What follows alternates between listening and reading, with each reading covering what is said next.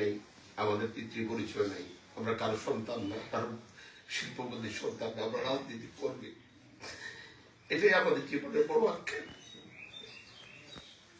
আমি আপনাদের কাছে কৃতজ্ঞ, আমরা ভবিষ্যতে পথ চলা একসাথে থাকবো।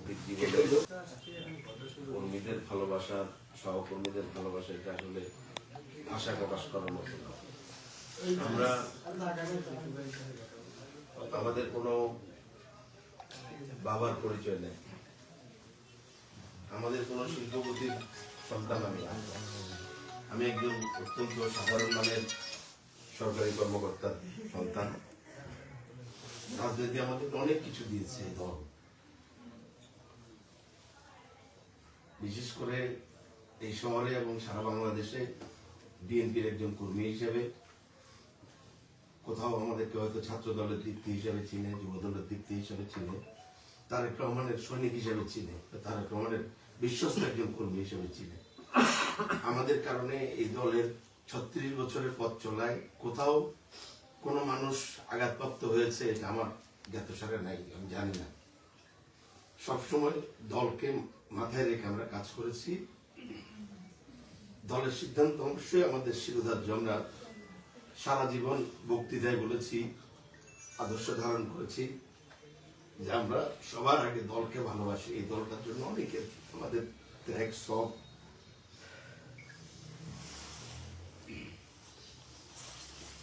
সবকিছু আল্লাহ পাকের পক্ষ থেকে নির্ধারিত। আল্লাহ যা করেন অবশ্যই বন্দার মঙ্গলের জন্য করেন। অনেকে কাল থেকে আমাকে অনেকে কান্না করছেন, অনেকে বলে যার সর্বোত্তম পরিকল্পনা জানি, উনার পরিকল্পনার কাছে হয়তো আমাদের কাছে একটু হয়তো কষ্ট লাগছে, কিন্তু উনি যেটা ফয়সালা করেছেন এটাই নিশ্চয়ই আমার জন্য বা আমার সহকর্মীদের জন্য মঙ্গল হিসেবে দিয়েছেন। তা আমরা একসাথে পথ চলবো। এই দলটা আমরা অনেক কষ্ট করে করেছি। আমরা হাটের এই দলের জন্য প্রতিদিন প্রতি মুহূর্ত আমাদের জীবনটাকে আমরা বিসর্জন দিয়েছি। আমাদের জীবনাচরণের সাথে চলাফেরায়, হাঁটা চলায়, আমাদের কর্মকাণ্ডে, সামাজিক রাজনৈতিক সবকিছুতে আমরা দলকে প্রাধান্য দিয়ে সামনে চলেছি। আমাদের জীবনটাকে আমরা এই দলের ভ্যানগার্ড হিসেবে, এই দলের কর্মী হিসেবে আমরা আমাদের জীবনকে উৎসর্গ করেছি। আমরা পরিবারের দিকে তাকাতে পারি নাই, রাজনৈতিক কর্মীদের দিকে তাকাতে পারি নাই। 5 তারিখের পরে অনেকেই নিজেদেরকে প্রতিষ্ঠিত করার চেষ্টা করেছে, কিন্তু আমাদের কর্মীদেরকে আমি সবসময় দলকে ভালোবেসে, আমার সাথে যারা রাজনীতি করেন, দলের যেন কোনো বদনাম না হয়।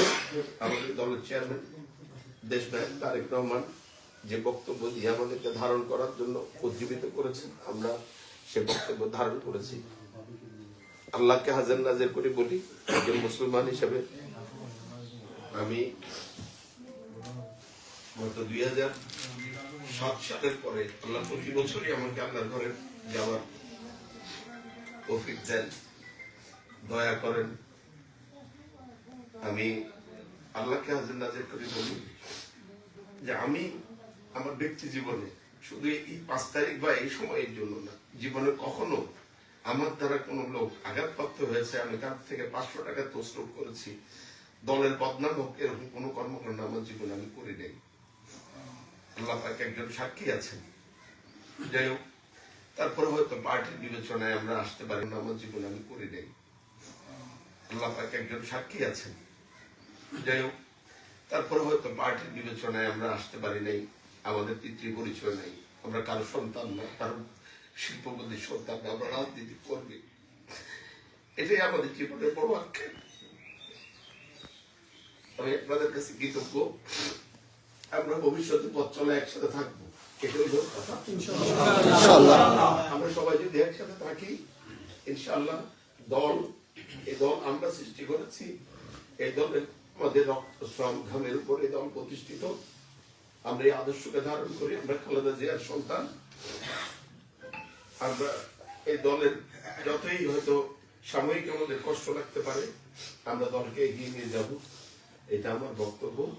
আজকে যারা এখানে উপস্থিত হয়েছেন, আমি সকলকে অনুরোধ জানাবো, আমরা বিকেলে কর্মীরা আসছেন, যেহেতু আজকে আমার অত্যন্ত আরেকটা দুঃখের দিন। আমার নিবেদিত যে কয়জন কর্মী আছে শহরে, তাদের মধ্যে অন্যতম আমার সহকর্মী।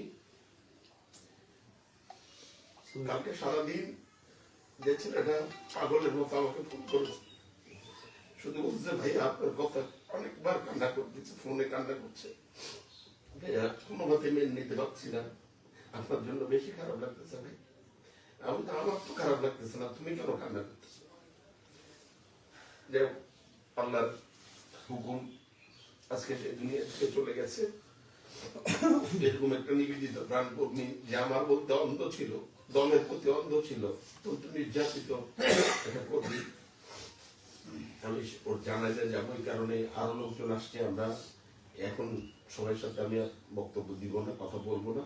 আমরা বিকালে 4টার সময়, 3:30টার সময় আমরা সবাই একসাথে হব। আমাদের আরো নেতা কর্মী যারা আছেন সবাই আপনারা আসবেন। আমরা সেখানে একসাথে বসে সিদ্ধান্ত নিব, আমরা সেখান থেকে আমাদের কি করণীয় এ ব্যাপারে আপনাদের সাথে, সকলের সাথে আমি পরামর্শ করবো। স্থানটা আমরা একটু পরে আলোচনা করে আপনাদেরকে জানিয়ে দেব। আমরা এমন কোনো কর্মকাণ্ড করব না, কারণ এই দলটা আমাদের সৃষ্টি, আমাদের জীবন যৌবন যে দলের জন্য, আদর্শের জন্য। আমরা এই দলের ক্ষতি হোক এমন কোনো কর্মকাণ্ড আমরা করবো না। তারপরও কি বিবেচনায় আমরা হেরে গেলাম, এটা আমাদের আজকে আমাদের মনে বারবার প্রশ্ন রাখছে। আমার মেয়ে আমাকে কালকে রাত্রে একটা মেসেজ সেন্ড করেছে, এটা চেয়ারম্যান সাহেবকে দেন, তোমার আইডি থেকে তুমি ওনার হোয়াটসঅ্যাপে দাও, জিজ্ঞেস করো যে তোমার কি অযোগ্যতা, তুমি কি চাঁদাবাজ, তুমি কি মাস্তান, তোমার কারণে এই দলের কোনো ক্ষতি হয়েছে কিনা। আমি তো শুধুমাত্র, আমি আমার কাছে অযোগ্যতা বলেন, আমি কারো সন্তান না, আমার বাবার পরিচয় নাই, এটাই আমার বড় অপরাধ। যাই হোক, এটা খারাপ উদাহরণ হবে, কারণ বাংলাদেশে তৃণমূল রাজনীতি করে যারা রাজনীতিকে দেন জ্ঞান নিয়েছে, জীবন যৌবন বিসর্জন দিয়েছে, তাদের জন্য একটা খারাপ উদাহরণ হয়ে গেল। তারপর আমরা দলকে ভালোবাসি, দলের আদর্শকে আমরা এগিয়ে নিয়ে যাব। আমি আর এখন আপনাদের সামনে কথা বলবো না, কারণ বাইরে অনেক লোক বসে আছে, এখানে জায়গা হচ্ছে না, অনেকে রাস্তায় দাঁড়িয়েছে, আর অনেকে পথে আসতেছে, আমাকে ফোন করতেছে, কিন্তু আমি জানাজায় যাবো অনেক দূরে, এই কারণে এখন কথা বলবো না। 3:30টার সময় আমরা সবাই একসাথে হবো, সেখানে সবাই মিলে আমরা সিদ্ধান্ত নিব। তবে একটা কথা, আমরা সকলে এই দলকে ভালোবাসি, সবাই একসাথে থাকবো ইনশাআল্লাহ। আল্লাহ যা করেন বান্দার মঙ্গলের জন্য করেন, একসাথে মিলে আমরা সিদ্ধান্ত নিব। আমি সকলের কাছে এই আকুতি জানাবো যে আপনারা হতাশ হবেন না, আপনারা আল্লাহর প্রতি সবর করেন, আল্লাহ উত্তম ফয়সালাকারী। আর আমাদের দলের চেয়ারম্যান জননেতা তারেক রহমান অবধি ছিলেন, উনি আমাদের দেখে এভাবে বাস থেকে সবার দিকে 2 স্টেপ নেমে এসে উনি পারতেছেন না, লজ্জা পেলে আমাদেরকে টানে নেওয়া চলবে, এরকম করবে আমরা। সুতরাং নিশ্চয়ই উনি আমাদের বিবেচনা করবেন। আমরা ওনার কর্মী হিসেবে এই দেশের জন্য আত্মনিয়োগ করেছি, ইনশাআল্লাহ ওনার সাথে আমাদের এই সম্পর্ক আমরা সারা জীবন ওনার আদর্শকে ধারণ করবো। তা আমি আর বিশেষ করে আজকে সোহেলের জন্য মন থেকে দোয়া করবেন, আল্লাহ যেন তার জীবনের ভুল ত্রুটি ক্ষমা করে দিয়ে সোহেলকে যেন জান্নাতবাসী করেন। জানাতে যাব বিকালবেলা ইনশাআল্লাহ সবাই মিলে আমরা কথা বলবো, আমরা সিদ্ধান্ত নিব, একসাথে থাকবো, একসাথে আমাদের সকল সাংগঠনিক সিদ্ধান্ত আমরা একসাথে নিব। হবেন না, কেউ ছুটাছুটি করবেন না, কেউ নিজেদেরকে অস্থির মনে করবেন না।